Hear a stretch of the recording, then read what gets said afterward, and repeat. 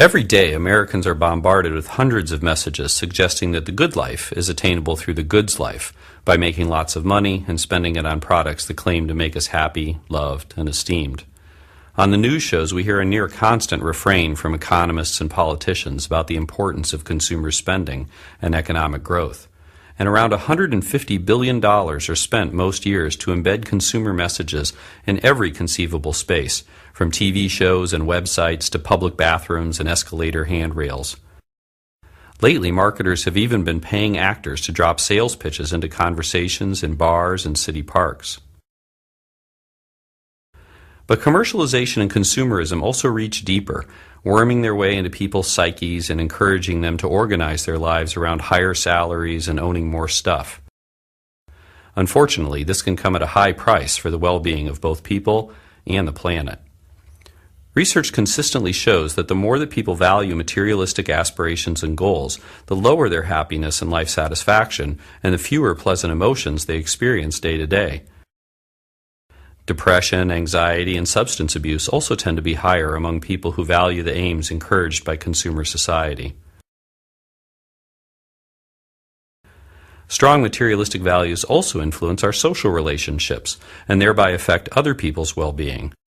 Scientists have found that materialistic values and pro-social values are like a seesaw. As materialistic values go up, pro-social values tend to go down.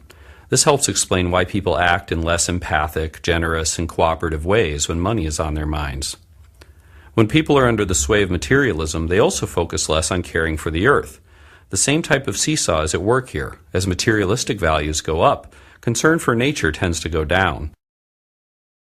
Studies show that when people strongly endorse money, image, and status, they are less likely to engage in ecologically beneficial activities like riding bikes, recycling, and reusing things in new ways. Clearly, if we hope to have a happier, more socially just, and more ecologically sustainable world, then we need to develop ways to diminish the power of materialistic values in our personal lives and in society. Two basic principles for change can help frame the way forward. First, we need to understand what causes people to prioritize materialistic values. For instance, studies show that people focus more on material things when they feel insecure. So instead of buying a new handbag or power tool the next time you've had a blow to your self-esteem, consider a different coping strategy, like spending time with friends or taking a walk outside. Scientists also know that the more that people are exposed to the media, the more they prioritize materialistic values. A couple of ways to diminish the onslaught of consumer messages are to use ad block to hide ads on the internet or to hit mute when commercials play on TV. But these steps can only take us so far. We also need to get active and start to remove advertising from public spaces and from our children's schools so that people aren't exposed to materialistic messages so often. The second principle for change involves promoting intrinsic values for growing as a person, being close to one's family and friends, and improving the broader world. The research shows that intrinsic values not only promote personal, social, and ecological well-being, but can also act to immunize people against materialism. It's that seesaw again. As intrinsic values go up, materialistic values tend to go down.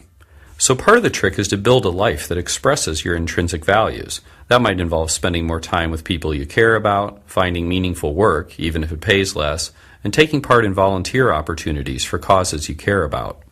But again, changing our lifestyles is not enough. We also need to advocate for policies that promote intrinsic values. For example, countries like France and Bhutan have recognized that they can't only focus on GDP and other measures of economic growth.